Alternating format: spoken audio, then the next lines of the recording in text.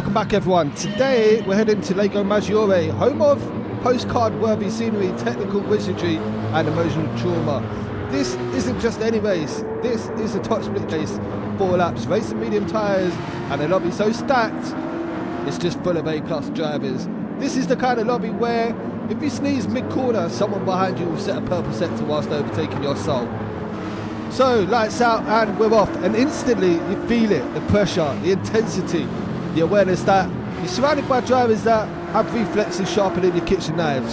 Sometimes you start a race knowing that literally every person around you is capable of ruining your career if you blink wrong. That's this lobby. We've got Mary Huff up front, Dreamcatcher just behind, Street lurking in the pack. These are not just drivers, these are final bosses. You don't race them, you survive them. Lago Maggiore is a track that is beautiful, but it's a track that hates you. So let's talk Maggiore, because this track is the definition of chaotic good. It gives you everything and then takes it all back. It's gorgeous, the flow is insane. It feels so good that if Maggiore had a Tinder profile, I'd swipe right instantly. But it also punishes you for simply existing. Miss one apex and the track goes, oh, you were racing were you, bruv? Now you're facing the other way. And the slipstream, stronger than your morning coffee, stronger than your opinions. It's ended more friendships than a group holiday, trust me. Maggiore is basically Gran Turismo's version of a symphony. You have a perfect timing or the entire orchestra collapses in front of a live audience. One missed braking point, one twitch of oversteer, just one. And so you're in a midlife crisis with 4 laps left. People always ask me, what's it like racing in top split lobbies all the time? So let me explain it in a normal way humans can understand. It's like eating soup in a moving car whilst wearing a white t-shirt. Every small mistake is a disaster. It's like going to a job interview where every other candidate is a Navy SEAL. Or it's like being in a group project where everyone else has got a PhD in driving and you're just hoping to keep up. In top split, you don't get to relax, you don't get to breathe.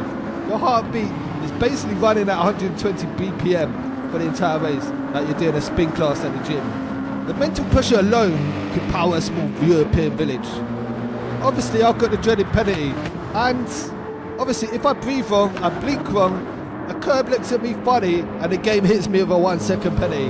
That sound, that is trauma, that is generational trauma. That red penalty indicator a whole lap, that's just PTSD in graphic form. 1 second doesn't sound like much unless you're in a top split lobby, where 1 second is basically a bit of a quest to get yeeted into last place. You might as well uninstall your game, bruv. Serving a penalty in top split is like throwing a parachute out of the back of the car. The car slows down so violently that I swear my soul just overtakes me. The pack behind me though, are they sympathetic? Absolutely not. No way. They smell blood. They're not thinking, unlucky mate. They're thinking, fresh meat bruv, that's a place for me. So now I'm out of the slipstream, and this is where racing becomes a psychological thriller. You suddenly realise how fast these top level drivers really are. There are no freebies here, no mistakes, no easy overtakes. Trying to catch a top 100 driver without no slipstream is like trying to chase an Olympic sprinter whilst wearing Crocs full of gravel. But you push, you grind, you commit, you brake at the limit without teleporting into the shadow realm, and you take lines so tight they violate several EU regulations. You can practically hear your car saying, bruv, we don't even get paid for this. But that's the pressure of the chase. With every tenth I gain, my heart rate climbs. My palms sweat and my steering wheel becomes a biohazard. You ever play a game where you try to open a packet of crisps quietly at 2 AM in the morning and you don't want to wake the whole house? That's what chasing Mary felt like.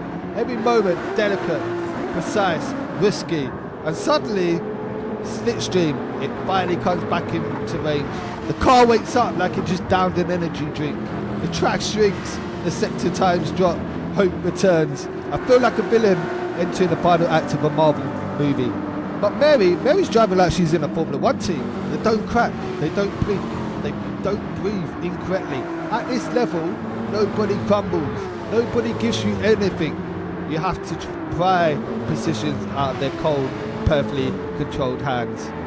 The Ferrari 296 has been showing up in lobbies lately. It looks amazing. It sounds amazing. It drives like a Ferrari, which means it's good, but also kind of unpredictable, kind of dramatic, like in an Italian soap opera.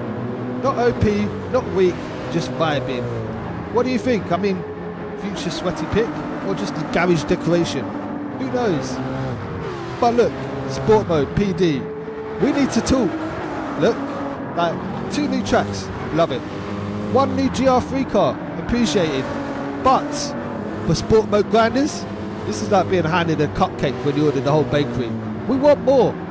We crave more. We need more. My prediction next week, GR3 are 1 of the new tracks. Because PD loves pounds more than they love fixing the penalty system.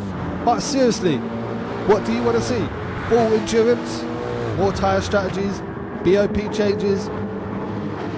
And that's that, my friends. That was the race. Chaos, pressure, slipstream sorcery, and a penny don't try to assassinate my spirit. And finally, over the line, Mary P1, Dreamcatcher P2, me in P3. And honestly, given what happened, P3 feels like a trophy. Feels like I should be handed a medal and a hydration pack. This is one of those races where finishing on the podium feels like winning life itself.